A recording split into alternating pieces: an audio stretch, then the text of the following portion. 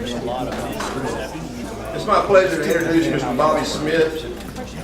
He works with our RESA, which is our Regional Education Service Agency, located in Lenox. If you're traveling on 41, coming into Lenox, it's the old school building there on the right. It's a great place. Bobby is a great resource for us. As you're going to see with CCRPI, it's one of the most difficult things to understand. We have him come meet with our principals, with our teachers, and with central office staff. We're in constant contact with him to make sure we're on the right path and understand exactly what we're being graded on or being evaluated with. So without further ado, we'll introduce you to Bobby Smith. Thanks a lot. Vicky, it's good to be here again. My second appearance here. I do work with the RESA. Before that, I was a high school principal and middle school principal down in Thomasville. For some strange reason, I decided to go work for the Department of Education after that for 11 years, and I survived that and retired from them. And during that time, I began to think about, well, what can I do to extend my career a little bit more? And I began to think about this thing called CCRPI about 5 years ago. And after hearing a few conversations, I realized this thing was not going away. It's based on accountability for schools, so I knew that if I could wrap my mind around this, I would probably have more work than I wanted, and sure enough, it's turned out to be something that that I can help principals and district staff with, and it's I'm amazed at how much it has legs going forward. The CCRPI is probably, I guess you'd have to say, a necessary evil. It stands for College and Career Readiness Performance Index. There's my email address if you have questions afterwards and you would like to send me a question, I'll be glad to do it. Or if you want to funnel your questions to your principals by now should almost be experts on this. I meet with them probably nearly monthly, and I meet with curriculum directors probably quarterly, and several times a year talk to superintendents. My role at the RESA is to help schools and do what my RESA director says. And usually when superintendents have requests to understand this a little bit better, that's usually where I get the call. Now, the federal legislation, for several years, beginning in 2001, we had No Child Left Behind. And No Child Left Behind said you had to have accountability. We'll give you your federal money if you gradually improve. That No Child Left Behind was supposed to be redone in 2007, revisited in 2007, and if you recall, during that time, we were headed toward a financial meltdown, and we were really headed toward a lot of division, and nobody was getting along. So it took all the way until 2015, right before Christmas, when the Democrats and Republicans said, hey, Christmas is a good time to do something, and they decided to work together, and they redesigned it, and it's Every School Succeeds Act, ESSA. Now, I find it funny that we have to beg to get this money back, because this is money we actually sent to Washington, and once it goes there, it's kind of like they have the money and we have to jump through a bunch of hoops to get the money back, and it is several $1 million for most systems. We couldn't make ends meet without it now, but it is our money, so that's important. Georgia gets over $500 million a year back from the federal government to use in what we call Title I programs around the state, and a lot of that money is used to pay staff. So important money there. To get the money, you also have to agree that we're going to rate our schools, and there's all kinds of ways to do it. All states that take federal money have to rate their schools. Some use an A, B, C, D, F system, some use a numerical system, some use a system that you can't really, that just about nobody can understand. Georgia's probably a lot better than that in some ways, but it's still not as easy as it should be. Now, when you're rating schools, let me assure you this is true. I believe Einstein said this quote, just because you can count something It doesn't mean it's the most important thing in the world, and there are plenty of great things your schools do for kids that do not figure into the CCRPI. In fact, if I were governor, I would probably change some things again, and it's been changed probably too much, but I would change some things because I think, having been a principal, I know there's certain things that we're not measuring that do mean a lot to schools. Now, over time, and we've been doing this since 2012 now, the CCRPI is Georgia's method of assessing their schools. And we'd like to say, okay, we've improved a little bit from this year to this year, but this year to the next year, but the problem is the CCRPI doesn't stay put. As you can see, I tried to come up with a slide to say, okay, when is it apples to apples? When is 1 year comparable to the next year? And I found not many times since 2012 could you say that. I could say that 15 to 16 was not apples to apples, but it was oranges to oranges. Because we had just swapped to the new test that your children take, the milestones, and that was probably as close to apples, but it's still oranges to oranges. I needed oranges because this 17 year became a little bit different.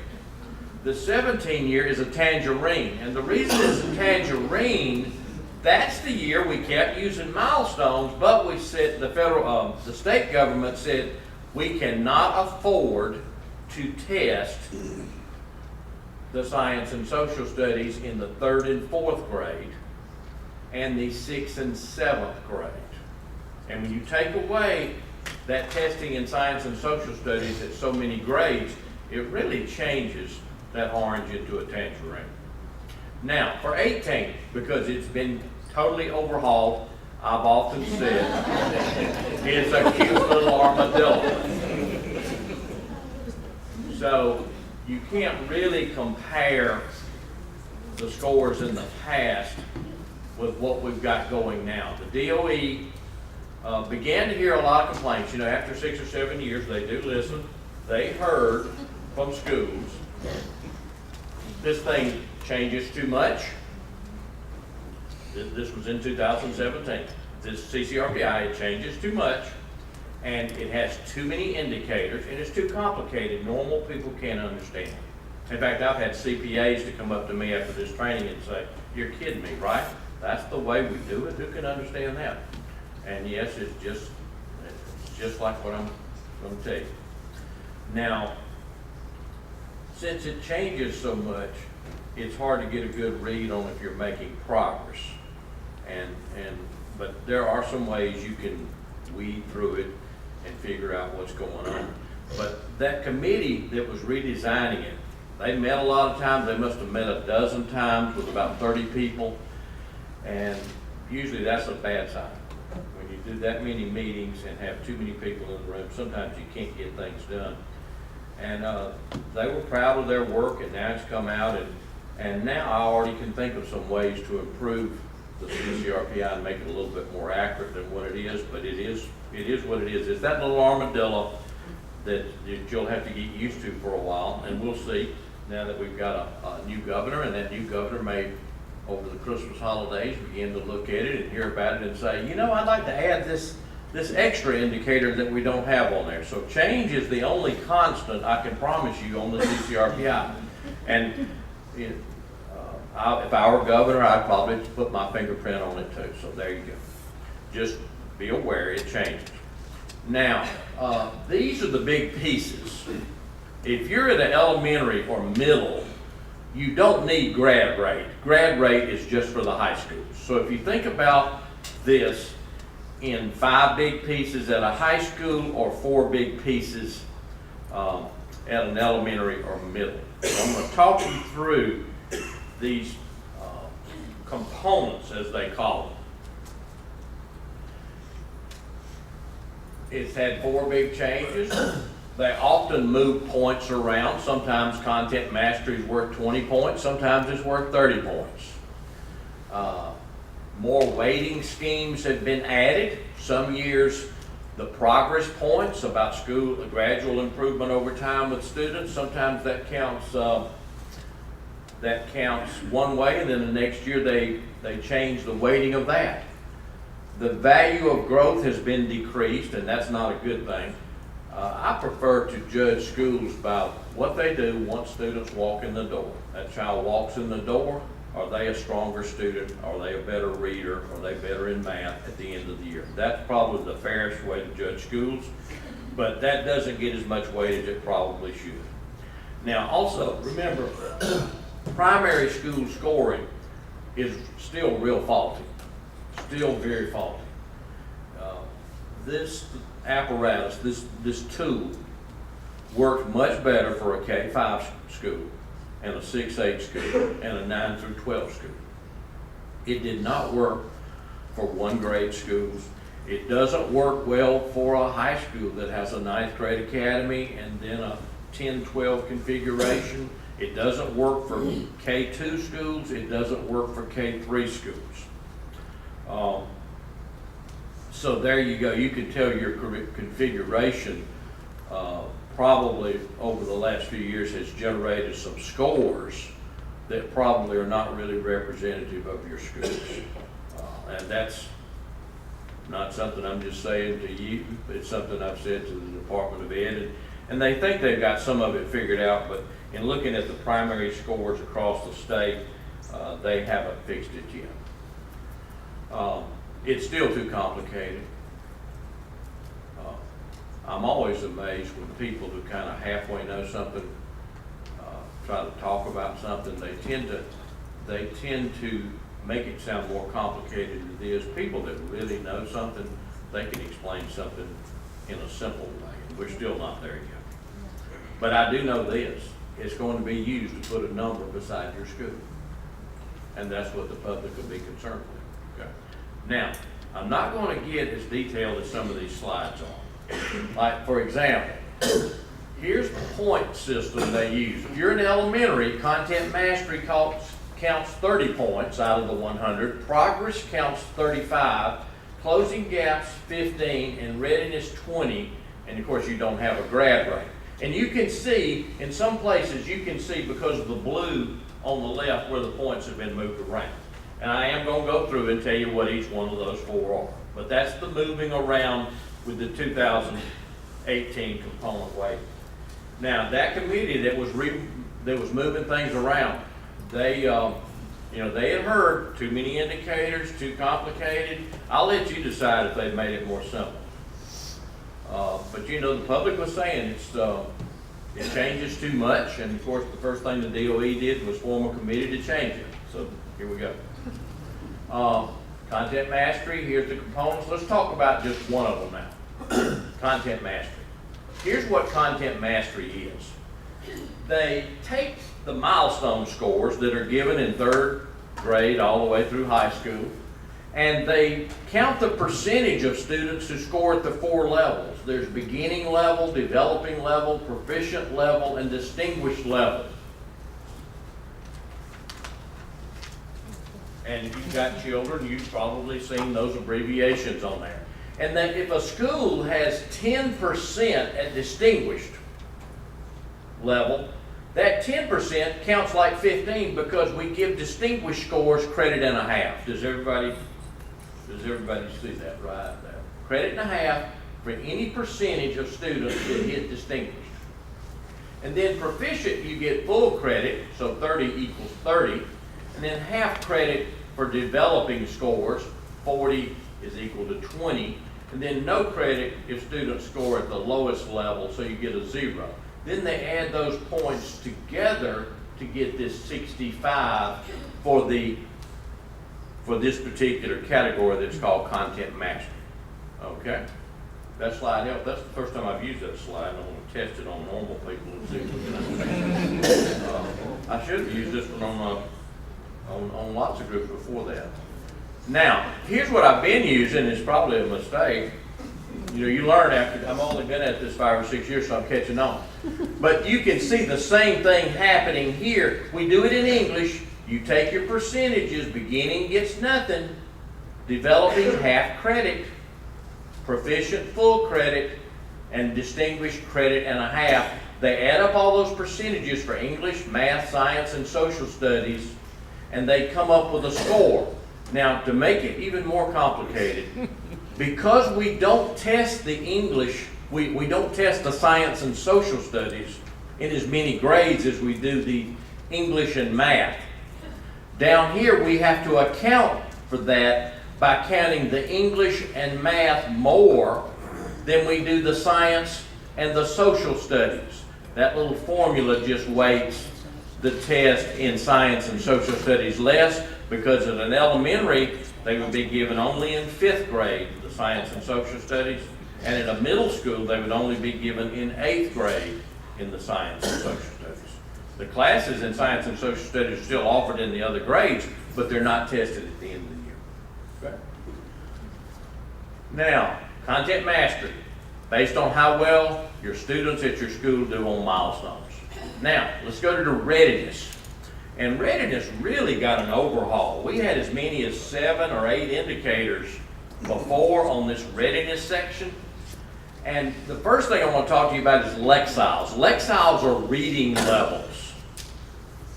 Lexiles are reading levels. The numbers here represent the reading levels. And we only checked Lexiles in 3rd grade, 5th grade, 8th grade, and 11th grade American Lit. Now we've decided we're going to check Lexiles in 3rd through American Lit, and I believe American Lit is 11th grade. So we're going to check Lexile, and we've increased the Lexile target.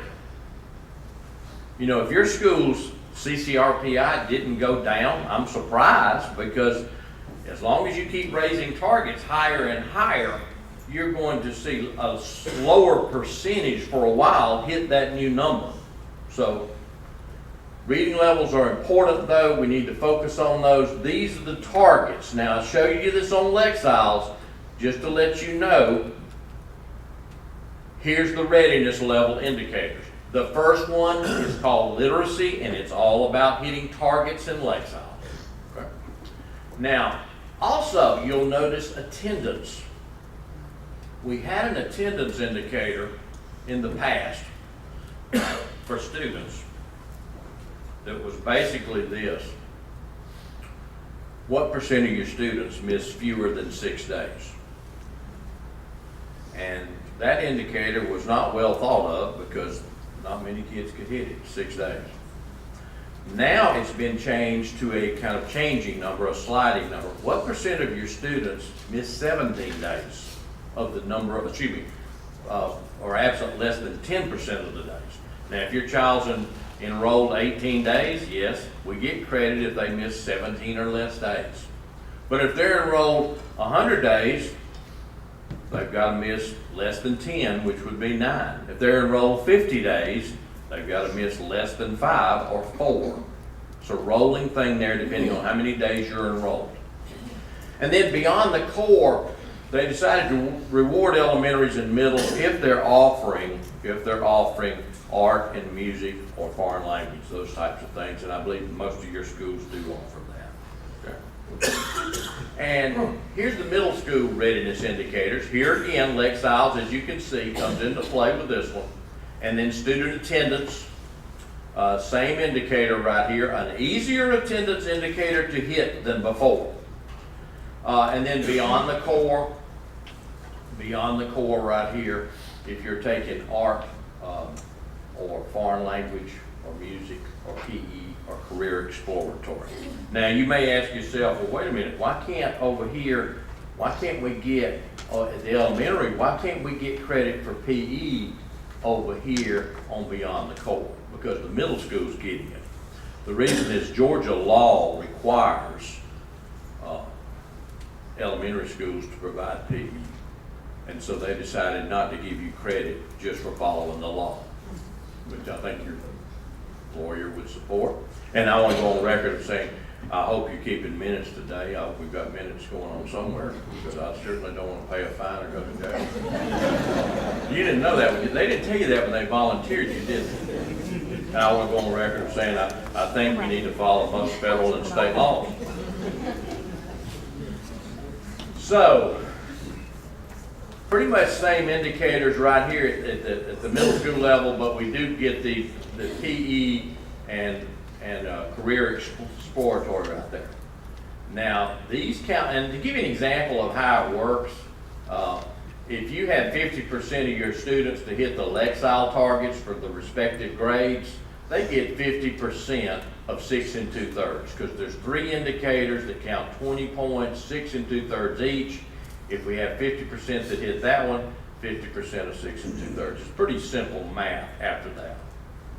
Then at the high school, we've got 5 indicators, and the first one, of course, as you can imagine, is about the Lexiles, and then there's the attendance, and then the accelerated enrollment. And this one's kind of a double-edged sword. We make certain that students are encouraged to take classes if they can, like advanced placement or international baccalaureate, or in many cases, dual enrollment classes. And the school gets some credit for that if the students take those classes, take those classes and earn credit for them. And then there's pathway completion, which at the high school, it's the percent of graduates who complete a pathway, which is a series of courses that are connected to one another to help them prepare them for a career later on. And I'm sure most of you, if you're parents, you really you're quite in favor of students figuring out what they want to do a little bit sooner. Having had a couple of boys, I can tell you it's a wonderful thing when they get that job. It is a great experience. Now, our country is facing a major dilemma now that will probably 15 or 20 years from now be a real crisis, and that's there's a huge percent, I think 37% of 18 to 32-year-olds, 18 to 32-year-olds still live at home, even after college. So it's quite a task to get people out on their own. And that causes all sorts of other things with the economy, and of course, and oftentimes, even if they're not at home, they're still in your wallet, right? If they're still on your Verizon bill, you still have them on in your wallet. Okay. Now, college and career readiness. This one is about, do you have a pretty good percentage of students who don't need any remediation at college when they go to the university system? And keep in mind, this says university system. So in other words, if you send a student to Vanderbilt, they're not in the calculation at all. Your top students may not even figure in this calculation. Okay. And then we've got taking the ACT or SAT or advanced placement classes or an end of pathway assessment and any kind of credentialing for a state or national credential. So this is a very tough one, college and career readiness, and this is also a very tough one with the Lexile levels. These in the middle should be much easier for a high school to get. Now, back to our grid again, and here we go. Let's look at progress. Now, progress is different than content mastery. Content mastery says, how did you hit the performance levels on milestones? Progress is totally different. You don't have to really hit a certain performance level, but you better be stronger than you were the year before. So this is about growth. I can't think of any good teacher that ever minds being judged on, okay, that child walked in my door on this level and walked out on this level. That is a fair way to judge a school. And so I'm a big fan of letting this count more points, but this actually got reduced in points in the new design, so I wasn't real happy about that. Progress. Student growth percentiles. This is kind of that special magical number that nobody can exactly figure out how it's calculated. Let me take a shot. If I take milestones in the 3rd grade and I make a 505, and proficient is 525, so I'm below proficient. So I take it in the 3rd grade, and then in the 4th grade, I get pitted or compared to all the students who made a 505, only against students who made the same to me in 3rd grade. That's who I get pitted against in 4th grade. And if I beat 70% of those students that year in the 4th grade, I get a 70 SGP. The more of my peer group I can beat, and that statewide academic peer group, the higher percentage I can beat, the the higher my SGP, student growth percentile. You'll get a whole new vocabulary and a lot of acronyms to play with on these committees at each one of the schools. Now, the higher your SGP, the better score your school gets. If you have a lot of students who score 1 to 29, in other words, they only beat 29% of their statewide academic peer group, they get 0 points. 30 to 40, they get half credit. And any scores that fall in the 41 to 65, they get full credit. And here again, 66 to 99. If you get students with a real high SGP, the higher the percentage, the better. Now, why are we giving such points right here, credit and a half for a 66 to 99 SGP? Because that means that that child grew a year and a half in 1 year. That's why we give it extra credit there. 18 months growth in 12 months. That's the magic of 66 to 99. Here's the calculations, and you can see the same type of, you can tell they're really fascinated with this little weighting system they put in here. You notice here, this school had 22%, low, you don't get anything. They had 18% in this subject area, 18%. It goes down like 9 because it's half credit. Full credit right here, 40 still stays 40, and 66 to 99, that 20 again becomes a 30. So it's a weighted system. They come up with an overall score. Now you also have to calculate in here if you have a few students that are English language learners who struggle with the English language. Of your 35 points you have to use at an elementary or middle, of your 35 total points, you have to use 3.5 and put down what percent of your students in EL are making the appropriate amount of progress. And of course, that's weighted too. They take a different test. That test is called the access test. Okay. Back to our grid again. Closing gaps. Closing gaps. For this one, they take the same thing I talked about in content mastery, your milestone scores, and they tease it out by subgroup. When I heard this new way that came out of the federal government, I began to think No Child Left Behind again, because this sounded like the old adequate yearly progress thing where they judge schools based on what subgroups are doing. And I remembered some of the bad things about using just subgroups. One of the problems was one underperforming subgroup could put the school on a bad list. That was one of the faults of that thing. So, but let me tell you, I think this method may be better. Maybe they figured it out, but the federal government does require us as a state to take our test scores and break them down by how all the different subgroups did. So here's how they're going to do it. Here's how Georgia decided to meet that requirement.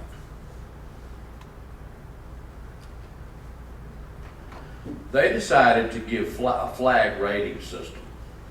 If your subgroup does not make progress or goes down from 1 year to the next, they put a red flag by it. Now, the yellow flag is awarded if you went up but did not hit your target. And I'll tell you more about the targets in just a minute. And green is given if you do hit your target. And credit and a half can be given if you hit a target, a 6% target, with 3 subgroups. 3 subgroups that are especially been problematic in the past: economically disadvantaged, English language learners, and students with disabilities. Just for those 3 subgroups can you earn credit and a half. Now, how is a target established? I'll make you do a little bit of arithmetic this morning. Let's say a subgroup in 2017 made a 50% pass rate on milestones. Okay, let's just call it 50% pass rate. Now, you take that 50% and you subtract it from 100. And you get 50. 50 is the points that you did not get. You got 50 and you left 50 on the table. Okay, so we're at 50. Now you multiply 3% times that number, which is 0.03 times 50, which would be a 1.5. So all you have to do from one year to the next is go up a 1.5. In 17, we were 50%. Now we've got to go to 51.5. Just a small amount of improvement, right? That's what will earn you a green flag, a small amount of improvement each year. Now, here's the problem in the real world. Student groups don't always go up the same amount every year. One year you might get a 10% improvement, and the next year you get 0 improvement. Then the next year you get 5%, then the next year -2. In the real world, you can't tell students